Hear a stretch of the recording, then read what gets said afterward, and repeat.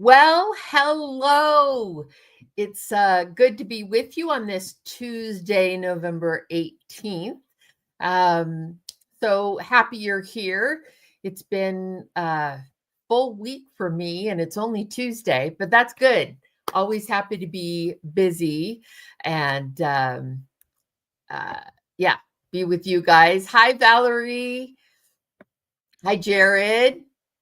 Wow, we are on the same schedule. It's been a while for sure. It's good to see you. Let's see.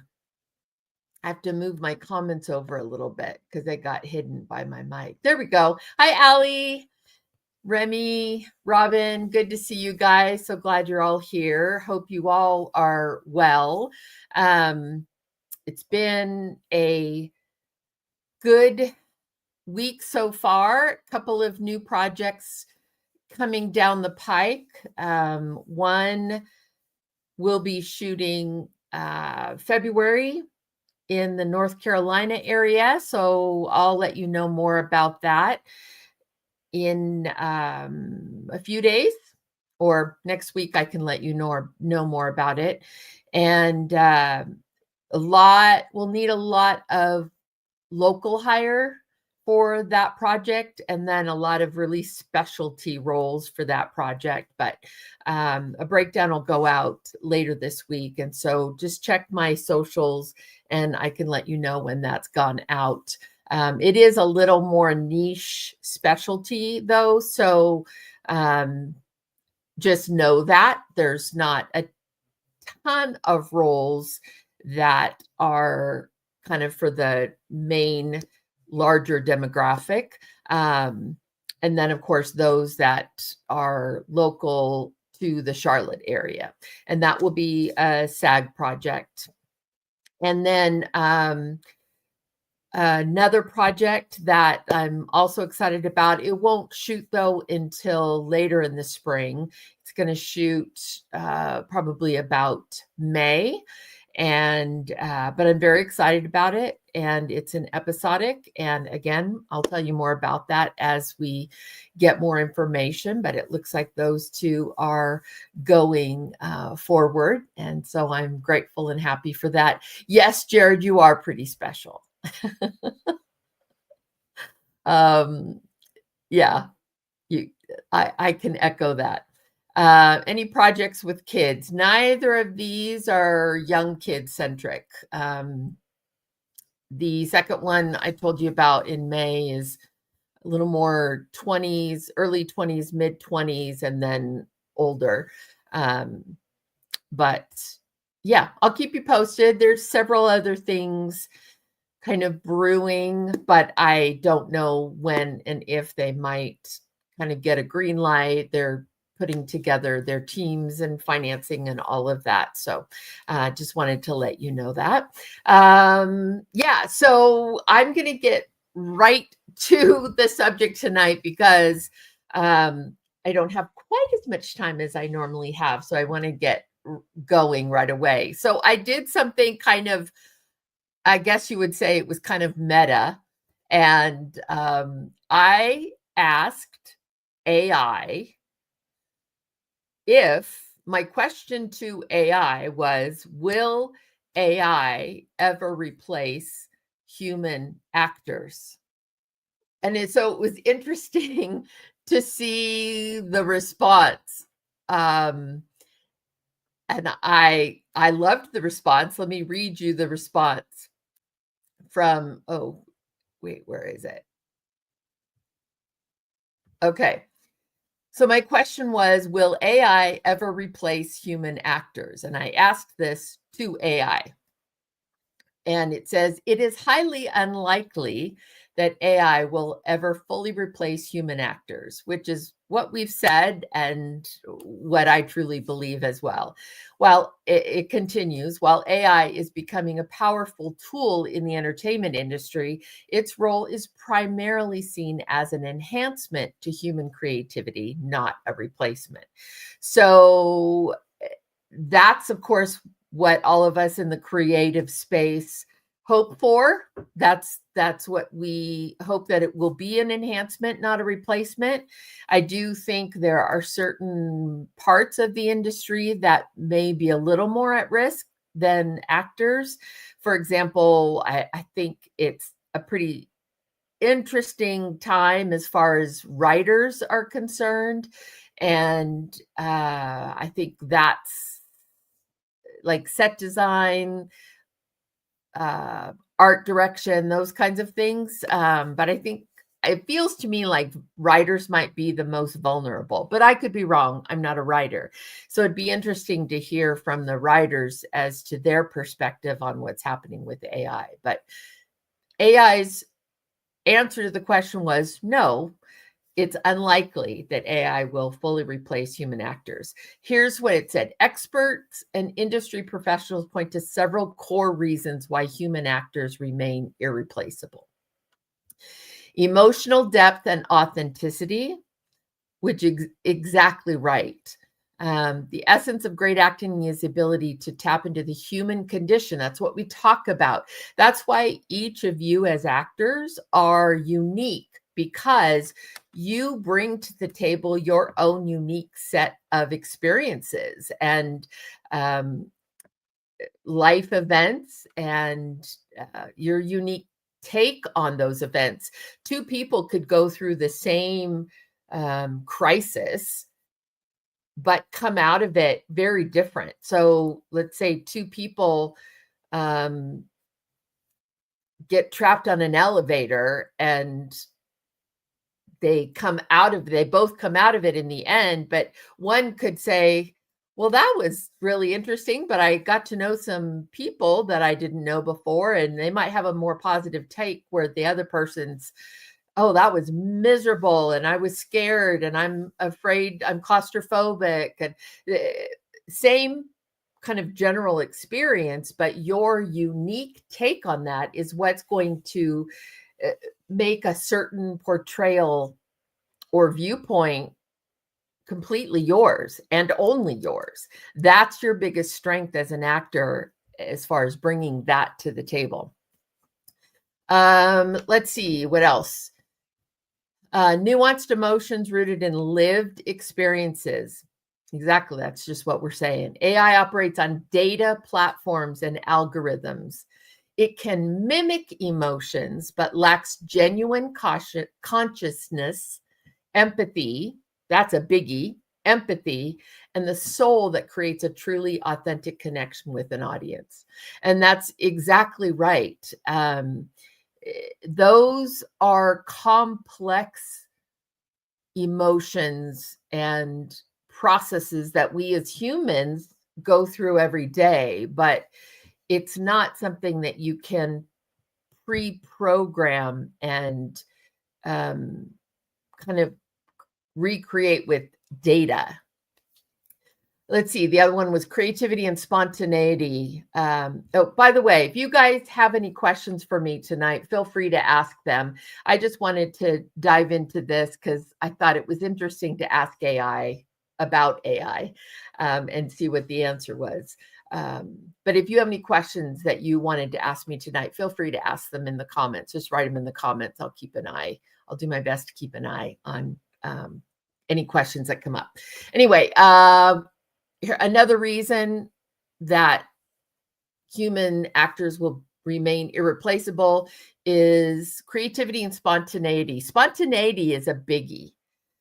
Human actors bring improvisation, spontaneity, the ability to make bold, unexpected choices that breathe unique life into a character in a scene. It's that unexpected spontaneity, improvisation that you cannot pre-program a synth performer or an AI performer to do. They can't in the moment make a unique judgment call and respond instantaneously and uniquely. It's just not possible. Human connection. Audiences connect with stories because they see themselves reflected in the vulnerability, flaws, and shared experiences of real people on screen. That's exactly right. So just the way that you as an audience can tell if you're watching an actor who isn't truly in the moment, who isn't truly present and living in the experience and is just sort of phoning it in.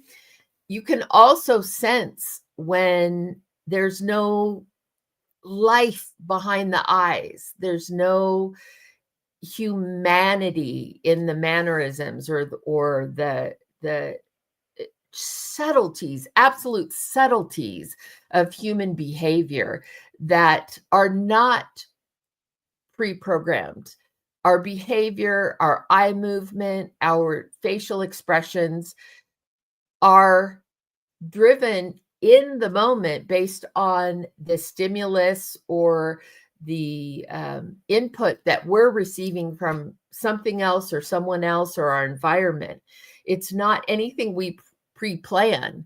And so that's the human connection. We can sense it when there's a falseness that we're watching. And the programs can get very, very, very sophisticated, but they'll still never be life behind the eyes. I think that's going to be the biggest place. I read something as I was doing a little bit of this research this afternoon. I read that for the character for Lord of the Rings, the character of Gollum, I think that's the character name. They had to do reiteration after reiteration because they needed the character for you to still respond to the character and have empathy and compassion for that character, even though he was a kind of Jekyll and Hyde and he was very creepy, but they couldn't get the creepiness out of the eyes. They couldn't get the eyes to portray any softness or kindness or anything that the audience was drawn to. So they just had to keep going back until they found something that worked. But it was the eyes that was kind of the giveaway each time. Let's see. And the last point that AI made for why AI won't replace actors is the use of AI in replicating human likeness raises significant issues regarding consent, intellectual property, and fair compensation. Now, those are all sort of ethical, moral, legal issues, not so much creative issues, but those are things that are going to be continually talked through, hashed out, discussed as the technology gets more and more prevalent and better and better. Brent, AI will never be able to completely give you the experience of life and its pain. Absolutely. That's absolutely true. So then I found an article that was just from this March, says why AI won't steal your spotlight, the irreplaceable value of human actors in an age of innovation. Some of this is very similar. In fact, it's probably an article that AI used to create its answer. But again, emotional depth, heartbeat of AI can't mimic. The core of great acting is emotion. That's what I always say. It's why when I'm coaching actors, I'm constantly saying, go back to the emotional core of it. Go back to the heartbeat of the character or the moment or the emotional connection, because if that's your starting point, if that's your grounding point, then that is the best place to then build from there. But you need to understand as an actor, how do I feel about this person I'm talking to? How do I feel about being in this place I'm in? You have to know that. The emotional core is the thing that you as a human have and AI will never have. So if you aren't bringing that to every aspect of your performance, then you're missing the opportunity, and you could be replaced at that point. Let's see. Yeah, it says AI can't replicate that level of authenticity because it doesn't possess the human experience to draw from. It's not human. Let's see. Creativity and spontaneity. I love this line that this article says. It says, acting is a dance between preparation and improvisation. I think that's beautifully said. Because yes, you need to prepare. Yes, you need to do your research and your homework about the character, the time period, what's the setting, what are the circumstances, all of those external things. And then you need to do your homework, again, the emotional homework about how your character is feeling and their connection to the other characters and to the environment and the world they're in. But we say, I think I said this last week, you do all of that. And then when it comes to actually doing the scene, you take all of that preparation and then you just become, you just allow yourself to exist in the moment with all of that being your groundwork. So a dance between preparation and improvisation, I think, is beautifully said. Because you have to be present enough, but yet you want to be prepared enough so that your groundwork, the base from which you're building, is solid and is honest and authentic. So I just love the way that was posed. This was interesting. AI follows instructions. It generates dialogue based on inputs, but lacks the ability to deviate creatively or take risks. That's something that I thought was really interesting, is the idea that we as humans, we take risks from time to time. We choose to take risks. We take risks in our human interactions with each other. Sometimes maybe we're intimidated by someone and we're hesitant to go talk to them. Yet we will take the risk despite our emotional sort of being telling us, don't do it, don't do it. It's risky, it's scary. We take that risk. That's something AI can never do. It doesn't take risks. It doesn't understand risks. So that's just yet another element that you have as a human, is that ability to take a risk, to go out on the edge a little bit. And when we talk about taking risks and going out on the edge, I'm not talking about doing crazy stuff that's completely unrelated to the scenes you're doing or the character or the moment that you're portraying. But I'm talking about taking all of that preparation that you've already done and then pushing yourself, allowing yourself to maybe go to a place that's slightly uncomfortable with the character, that challenges you, that pushes the envelope for you, and again takes a little bit of a risk, takes you out of your comfort zone. Those are the beautiful things that you can do as an actor to set yourself apart. I like what this says. Directors and writers crave unpredictability because it leads to breakthroughs. Human actors are the ultimate collaborators in the creative chaos. Your ability to adapt, experiment, and surprise keeps storytelling fresh. And that's absolutely true. I've yet to work with a director that has one singular vision and just wants to dictate how the scenes go and what the actors do. They want to collaborate. They want to come together and work with the actors to create the best version of what's on the page, and actors bring another point of view. And so the directors that I've had the joy of working with love that part of the process and would miss it if that were taken out of there. Human connection, the audience's unshakable bond. It says, why do we watch movies or theater? To feel less alone. Isn't that the truth? We want to connect to other humans. We want to watch stories and experience stories that help us maybe understand ourselves better, that make us feel better, that encourage us or uplift us. We want to feel. We go to the movies and watch TV shows and content because we want to be moved. We want to feel and connect, sometimes be challenged, but either way, we want to feel, we want to experience, and we want to be moved.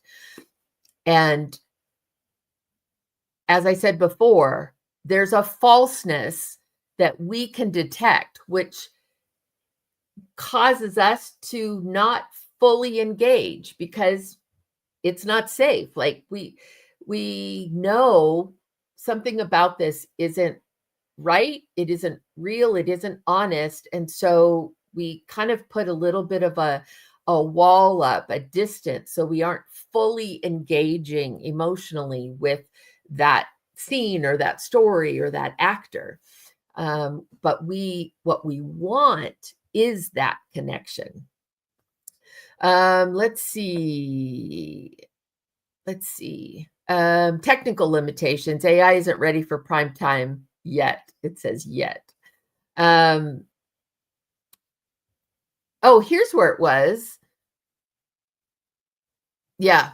So it's called the Uncanny Valley problem. It says CGI characters like Gollum, Lord of the Rings, required hours of painstaking animation to avoid looking eerie. And it's the eyes, really, because that's what we connect to. It goes on to say AI generated faces often fall into this uncanny valley, close enough to human, but just off. And that's exactly what we detect as viewers. Jenny, would AI actors replace background extras? In many cases, yes. I don't think fully replace them because I think those key actors who in the moment of the scene can organically, cross or give a look or respond to the stimulus of what's happening with the principal cast, the lead characters, to honestly and authentically respond to whatever's happening there. Those are the background I don't think will be replaced for the same reasons that the actors won't be replaced, because you can't pre-program something that should be reactive to and organic to something that's happening in the moment. But I do think those scenes with thousands of extras or hundreds of extras or distant extras that are just crossing across a street or shopping in a store in the background, those things, I think it'll be pretty standard that those things are replaced. So yes, I think maybe background acting will be not as prolific as far as the numbers of people, but I think for those who do a good job, there'll still be opportunity. Subtext and nuance is another thing I brought up. A raised eyebrow might signal sarcasm, concern, or defiance, depending on context. And that's so true. Teaching an AI to interpret subtext across cultures, languages, and personalities would require data beyond current computational limits. There are so many subtleties to something as simple as raising an eyebrow, giving a look, and it's true, raising an eyebrow can be sort of a come hither look, it can be a skeptical look, it can be so many different things. So you can't just say raise an eyebrow here, because it's far more nuanced than that. Let's see. Jared, I missed your question. I don't know what this link is, but if any of you guys want to watch whatever Jared's recommending, feel free. He put a link in there. But your question ahead, what are your thoughts on staying with one acting studio long-term versus taking classes at various studios? I think that's a personal call, because if you're with an acting class that is really, excuse me, pushing you, and it's really challenging you, and you feel comfortable and safe in exploring and maybe going outside of your comfort zone, and it's an environment in which you feel happy and comfortable and okay to do that, then you have the opportunity to maybe go to places that you may not, just going from class to class to class, because I think the risk there is you may not ever get to that point where they know you so well to be able to sort of call you out and like, Jared, that didn't feel honest, because they know you, they know a lot about you, they've worked with you over time. Now, I think there's benefit if you can find a really great place that you're studying, that you're in class, that is healthy for you and challenging for you. I think the best scenario is staying with that, and then also taking other classes and workshops from other teachers or casting directors or other points of view, just again to be challenged in a new way potentially. And maybe you'll find you'll go to another class and realize that it's challenging you in a new way that is what you want or need right at that time. Then great, you may find, you know what, I think I am ready for a change.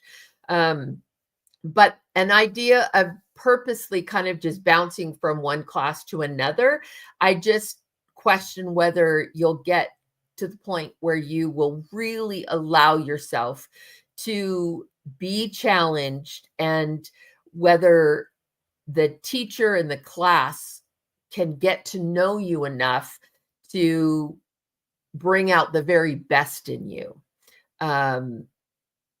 And so there's benefits in having different points of view, in experiencing different people's kind of methods and ways of communicating and ways of working with you. But I think there is a lot of value in having a long-term group, that if it's the right group. Now, I'm not a fan of staying in a class that's not serving you well, meaning you're not being pushed. You're just week after week. It's like, oh, that's really good, Jared. And like, you're doing good work. You want to be in a class that is challenging you, that is pushing you, that you are uncomfortable sometimes as far as, and I don't mean uncomfortable with like the content, meaning they're pushing you to perform content you're not comfortable with, or any, I mean, as an actor, getting you out of that sort of comfort zone, that lane, pushing you to be comfortable emotionally accessing a deeper, richer place emotionally for you as an actor. If you're in a class long term and you're not getting that, then I would tell you to go try some other things, and don't allow yourself to get too comfortable to where every week's like, oh, that was great, that was fun. You want to be pushing, you want to be growing, you want to be learning all the time. Let's see. Allie, what do you think makes a writer particularly vulnerable to being replaced by AI? Well, just because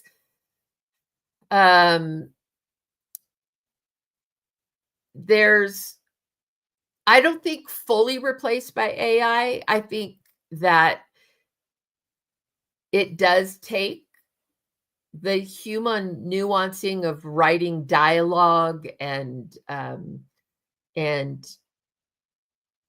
bringing the emotional core to a script and to the characters and giving them a three-dimensional life.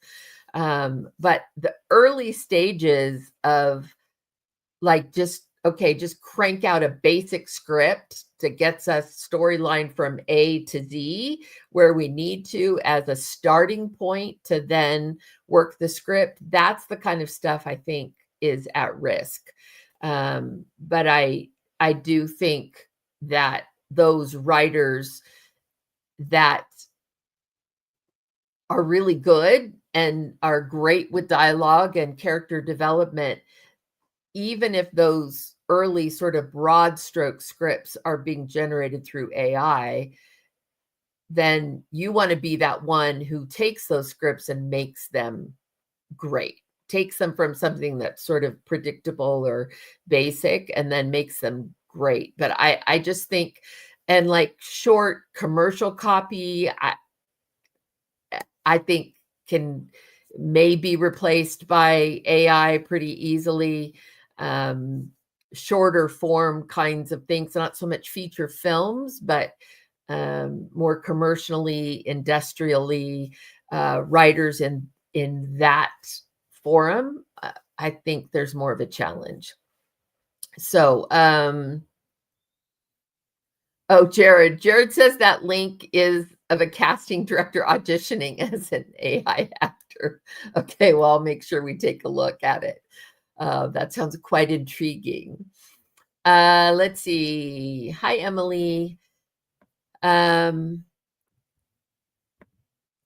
I see people posting AI generated headshots online. I'm guessing I know your opinion. Yeah, it's pointless. They're not good headshots. We know it. We can tell. You're not fooling anybody. There's no purpose other than having some fun playing with AI generated images, but they aren't real headshots. Let's see. Katie, I can't share yet what I'm working on. I just wanted to give you a heads up that that I may have a couple projects coming out. But as I said in the beginning, they're a little more specialized in what we're going to be looking for, and then local to kind of the Charlotte, North Carolina area. But just stay connected on my socials, Instagram and Facebook, and I'll post when the breakdown goes out, just so you guys know. All right, let's see. Anything else before I... Okay, so I'll go on a little bit on here. This was a really interesting aspect that this article brought up. And this is under their heading of ethics and accountability, subtitle, Who's Responsible When AI, quote unquote, performs? And it brings up the idea of AI replicating a deceased actor's performance, which of course we get into all sorts of legalities and permissions and consent and all of that. So that's its own thing. That's a legal thing, rights and ownership. And that's probably going to be hashed out in the years to come 1,000 times over. But this is what I thought was interesting. Bias and representation. It says AI learns from existing data, which may reflect harmful stereotypes or lack diversity. A machine trained on predominantly white, male-led films might struggle to portray authentic roles for marginalized communities. And that's something I had never really thought about. If you're pre-programming or training, I guess is the term they use, training AI on certain materials, you do stand the risk of creating stereotypes because it's just replicating what it's seeing and, for lack of a better word, digesting, and then just spitting out new versions of what it's digested. So I thought that was an interesting thought about the potential for lack of diversity and in the way that AI would portray characters in a film and based on how it's been taught. So again, another argument for why the diversity of humanity, human life, the world is a melting pot. There's so many different people and cultures and backgrounds and ethnicities and racial makeups. There's all kinds of interracial relationships and heritages. So I thought that was interesting, an interesting point that it really can't necessarily process all of that culturally and the diversity of that, which it seems absolutely true. Collaboration, we talked about that, acting as a team sport, and everyone wants to work off of each other. Everyone wants to connect. They want to work together. They want to collaborate. And so part of the joy of filmmaking is working with the other filmmakers, other actors, the crew, the directors, the DP, all of that. That's part of the joy.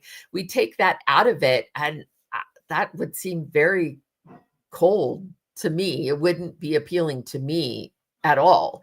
And again, I think that our souls long for that. God created us to want to connect with other people, other humans.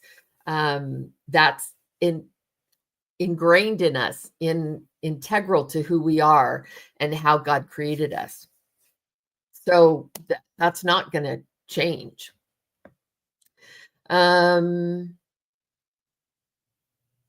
It says the future isn't about replacement, it's evolution. It says AI won't make actors obsolete, it'll enhance their craft. Imagine tools that. So these are ways that they're saying it could help you as actors. Generate endless dialogue options for writers to choose from. So Allie, when we talked about the writing side of it, it could enhance in that you could give it a scenario and ask AI to like write a scene or write dialogue. Not necessarily that you're going to use that, but that might help you get through like a sticky point or then spur in you something that makes sense and kind of gets your creative juices going in the writing process. So it's not replacing you, but it might be a helpful tool for you in the writing process. It could train actors by analyzing thousands of performances. For example, how did Marlon Brando use his voice here? So yeah, from a research study, analytical standpoint for you as an actor to maybe understand why certain performances are the way they are, why they resonate so strongly. You could kind of get into that more sort of analytical side of things. AI can create hyper-realistic virtual sets or special effects, freeing budgets to focus on human-driven stories. So let's hope that's the case. Let's hope they save all this money on having to have huge, elaborate sets, and then they spend all the money in the cast. I would love that. Somehow I don't think that's going to happen because somehow my casting budgets are always being squeezed. I start out usually in the beginning being told, okay, we have our pie is this big. And then over time it's like, oh, we had to adjust it. The pie's a little smaller. Okay, something else came up. The pie's a little smaller. It's like, don't take the pie. So yeah, maybe it will free it up and they'll put it more into cast, which I would love. It's so interesting to me because directors, producers, but directors especially say, 80% of their job is the casting, because if they choose the right people and they get talented actors, then the whole rest of the process is so much more smooth, and the level of excellence, the level of quality is so much better. So why is it the casting budgets are often so small when it's such a huge impact on camera? It's a little backwards that way. But I don't mean to complain. It just is an observation over 30 years of casting. Okay, so I don't see any other questions, and I am going to jump off tonight a little earlier than usual. I thought that article was just interesting and reassuring. Hopefully it's reassuring for you guys. Yeah. So next week is the week of Thanksgiving, which is pretty unbelievable that next week is the week of Thanksgiving. I'm not sure if I will be live next week. If I'm not going to be, Diego and I will certainly let you know. My default is that I will be, but if for some reason I'm not going to be, I will let you know. I realize I talked with my hands a lot tonight. My hands. I should keep them down here. See, that's why I'm not an actor. That's why I'm a casting director. Okay, so Natasha, I'm glad it's reassuring. Good. It was reassuring to me. I loved that when I asked AI, it told me AI isn't going to replace you guys. So that's good. So yeah, I wanted it to I thought it was very reassuring and very insightful too as to why, and hopefully challenging for you guys as actors to make sure you are bringing the humanity to the roles you are auditioning for and the roles you're portraying, because that is your singular superpower. That is your superpower. So you're all superheroes in my book. Have a good week. Love you. And I'm so thankful for you as we go into the season of Thanksgiving. So just in case I'm not here next Tuesday, I want to tell you right now, I am grateful for you. I'm thankful for you. And you enhance my life and bring me so much joy. So thank you for that. You are a part of what I'm thankful for. Love you guys, and see you next week. If not next week, the week after. All right. Love you. Bye.